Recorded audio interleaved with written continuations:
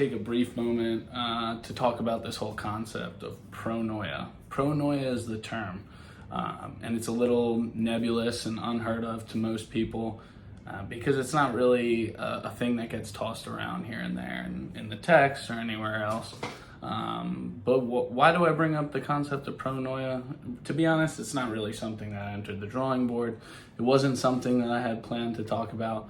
But I used to see a lot of patients, a lot of kids, even young adults talk about paranoia, experiences that they had with, suspecting the worst or suspecting that people are plotting against them in situations, almost as though people were conspiring to have their worst interests in mind, talking about them in the hallways or saying stuff behind their back.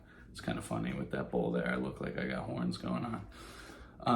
But the concept pronoia is intended to mean just the opposite of paranoia. And it's meant to be kind of a catalyst for change when you're feeling like you have paranoid thoughts or things that are bothersome to you.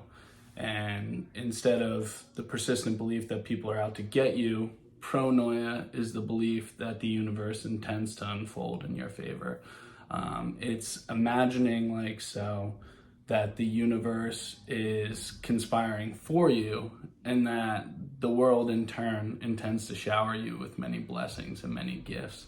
How is that helpful? Well, instead of focusing on some of the more negative things that you might think are happening or one might think is happening, which sometimes lends itself to a rational belief, this whole thought process that we know what other people are thinking or talking about, when really we have no idea.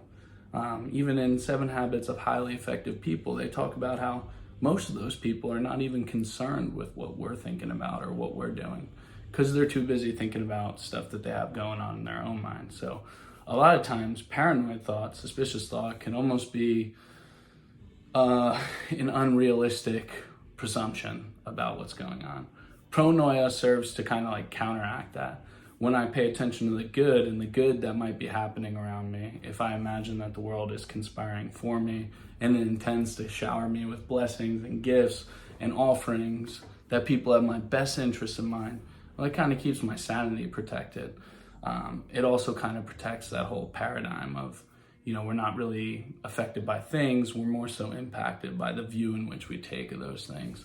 So instead of hanging one's head on the negative thought processes that are taking place, we're more so riding with the possibility that good things could be happening. Good things can be out there to work out for us. And that is kind of pronoia summed up in a nutshell. There's more you can learn about it. It's a relatively new concept, but I kind of love the whole idea of it.